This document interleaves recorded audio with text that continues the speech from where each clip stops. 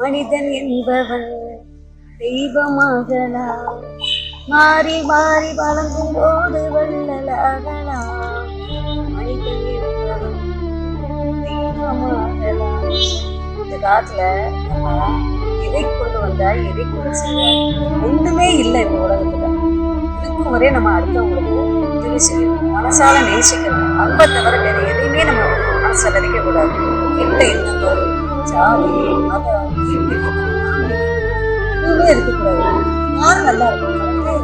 உலகத்துல இருக்க அனைத்து மக்களும் நல்லா இருக்கும். எல்லா மக்களும் ஜாதி வர மேற்பாடு, நான் பணக்காரன் நீ பணக்காரன் எதையுமே நினைக்காம எல்லாரும் ஒற்றுமையா இருக்கும். இதைத்தான் நான் எப்பவுமே ஆண்டோட வேண்டிக்கிறேன். கடவுளே எல்லாரும் நல்லா இருக்கணும், எனக்கு வந்து உடல் சுகத்தை மட்டும் கொடு, நான் நடிக்கணும், கடைசி வரைக்கும் நடிச்சுதான் மேடையில நடிச்சுட்டு இருக்கும் மேடையோ அல்லது சினிமாவிலேயோ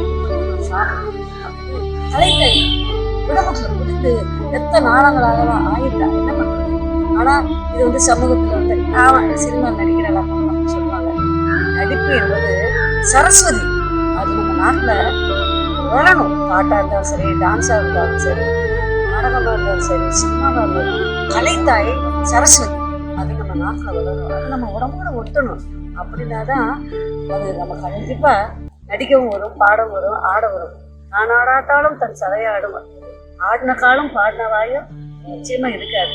அதைத்தான் நம்ம செஞ்சிருக்கோம். ஆனா அந்த சமுதாயம் நடிகை அது சொல்லவே கூடாது. அவளுக்கு திறமை இருக்க நடிக்கிறான். இதுல எதுக்கு தப்பா நினைக்கிறாங்க. தப்பா நினைச்சாரா தப்பா நினைக்கிறா. என்னைக்குமே தப்பு கிடையாது. அதோடய நீங்க எல்லாரும் நல்லா எல்லா சினிமாவையுமே தேட்டர்ல பாருங்க, எல்லாமே டவுன்லோட் பண்ணி பார்க்காதீங்க. நிறைய டைரக்டர், நிறைய டெக்னீஷியன்ஸ், நிறைய கஷ்டப்படுறாங்க. சினிமா வந்து ஏற்கனவே 4 பேர் 5 பேர் தான் இருக்காங்க. அழிஞ்சுக்கிட்டு வருது. அழிய விடக்கூடாது. நம்ம இந்தியா வந்து நம்ம அழியவே விடக்கூடாது. அதுவும் நாட்டுப்புற கலைஞர்களுக்கு நாடக மேடை நாடகக்காரர்களுக்கும் வாய்ப்பு கொடுங்க. அவங்களும் நல்லா நடிப்பாங்க. அதுலேருந்து வந்ததுதான் ஒயிலாட்டம், தப்பாட்டம், மயிலாட்டம், கும்மலாட்டம், இதுலேருந்து வந்ததுதான் இந்த கலை. அதை வந்து நம்ம என்னைக்குமே அழிய விடக்கூடாது. அதை நீங்கள் போய் நேரடியாக அசிங்கமாக பேசக்கூடாது, வாய்ப்பு வந்தவங்க பேசக்கூடாது. நம்ம சிந்தனையில் இருக்கு.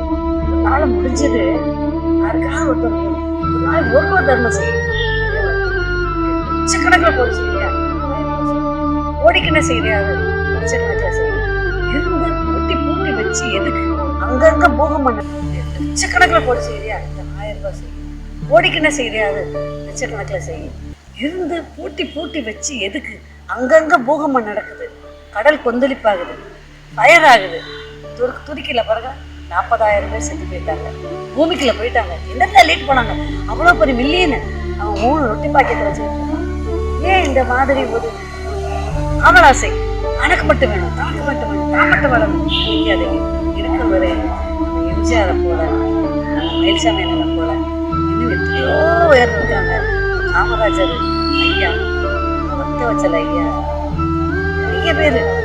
காமராஜர்லாம் இறக்கும் போது 30 ரூபா தான் வச்சுருந்தாங்க. ஒரு 2 வேட்டியில். அப்படித்தான் மயில்சாமி ஐயாவும் இதே இடத்துல பிரசாத்தில் போய் வச்சு சொல்கிறேன். அவர் ஃபோட்டோ எடுக்கிறதுக்காக எனக்கு கூப்பிட்டாரே, அவரே இப்ராஹிம் சேர்ந்து கூப்பிட்டாரே, நான் போகலையே. அந்த ஆதங்கம் எனக்கு மனசில் இருந்து அகலவே இல்லை. நான் அவரோட இருந்து ஃபோட்டோ எடுத்துட்டேன், அவருடைய மகளோட இருந்து நான் ஃபோட்டோ எடுத்துட்டேன். வேதனைப்பட்டு அழுதுட்டேன்.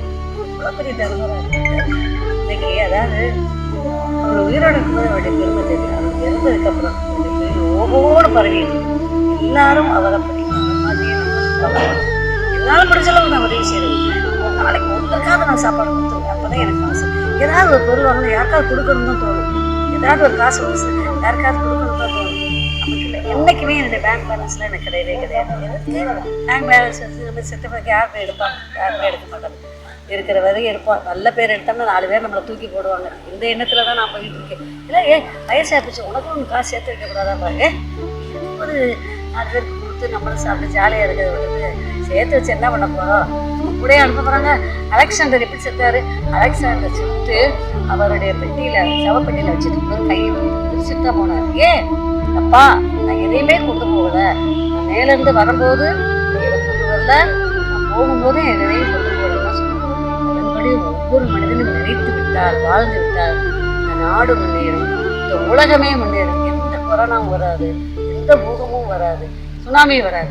மக்களே அனைவரும் நல்லா இருக்கணும். என்ன சின்ன வயசாக உங்களுக்கு மூத்தவிடோ இளையவிடோ எதாக இருந்தாலும் சரி, என் நண்பர்களாகவோ நீங்கள் அனைவரும் என் கூட பிறந்த சகோதரர்களாக சொல்கிறேன். இதெல்லாம் நம்ம எல்லாரும் நல்லபடியே நினைச்சு நல்லபடியாக சாமி நல்ல சாவுதான் நல்லவனுக்கு அடையாளம்.